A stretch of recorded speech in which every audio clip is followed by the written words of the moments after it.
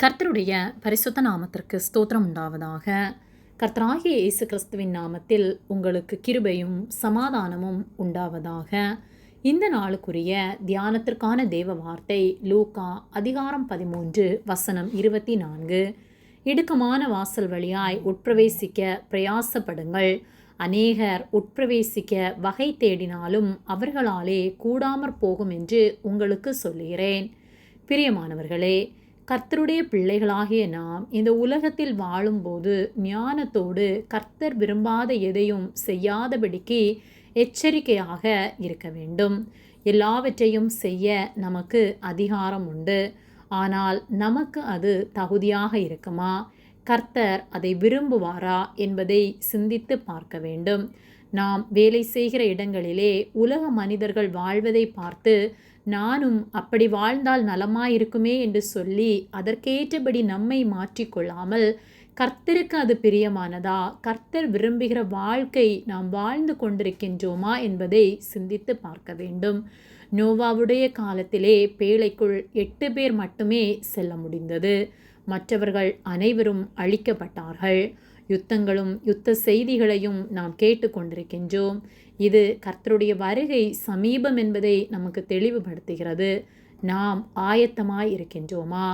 நாம் விசாலமான பாதையிலே செல்ல விரும்புகின்றோமா அல்லது இடுக்கமான வாசல் வழியாக உட்பிரவேசிக்க விரும்புகின்றோமா என்பதை சிந்தித்து பார்ப்போம்.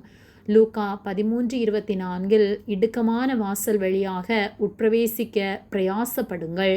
அநேகர் உட்பிரவேசிக்க வகை தேடினாலும் அவர்களாலே கூடாமற் போகும் என்று உங்களுக்கு சொல்லுகிறேன் என்று சொல்லப்பட்டுள்ளது. ஒரு சிலரே இடுக்கமான வாசல் வழியாக சென்று நித்திய ஜீவனை பெற்றுக்கொள்ள முடியும். ஆகவே உலகத்திலே நமக்கு பாடுகள் வந்தாலும் அதில் உண்மை உள்ளவர்களாய் கர்த்தருடைய வார்த்தைக்கு செவி கொடுத்து அவருக்கு கீழ்ப்படிந்து நாம் வாழ்வோமானால் நிச்சயமாக நீதியின் கிரீடத்தை, ஜீவ கிரீடத்தை நாம் பெற்றுக்கொள்ள முடியும். நல்ல போராட்டத்தை போராடினேன், ஓட்டத்தை முடித்தேன், விசுவாசத்தை காத்து கொண்டேன். இது முதல் நீதியின் கிரீடம் எனக்காக வைக்கப்பட்டிருக்கிறது என்று பவுல் தனக்காக வைக்கப்பட்டிருக்கிற ஜீவ கிரீடத்தின் மேல் நம்பிக்கை உள்ளவராக அவர் சொல்லுவதை பார்க்க முடிகிறது. நமக்கு அந்த நம்பிக்கை இருக்கிறதா? நீதியின் கிரீடம் நமக்காக ஆயத்தமாக வைக்கப்பட்டிருக்கிறது என்ற உறுதி நமக்குள் காணப்படுகிறதா என்பதை சிந்தித்து நம்முடைய வழிகளை சீர்படுத்துவோம். கர்த்தர் விரும்புகிற வாழ்க்கை வாழ்வோம். கர்த்தர் நம் ஒவ்வொருவரையும் ஆசீர்வதித்து காத்து நடத்துவார். ஆமேன். ஜெபம். எங்களை அதிகமாக நேசித்து வழிநடத்தி வருகிற எங்கள் அன்பின் பரிசுத்த பிதாவே, இந்த நாளையும் நாங்கள் காணும்படியாக நீர் எங்களுக்கு ஜீவனை தந்து தயவு பாராட்டி எங்களை பாதுகாத்து பராமரிக்கிற உம்முடைய அன்பிற்காக நாங்கள் உமக்கு நன்றி செலுத்துகின்றோம்.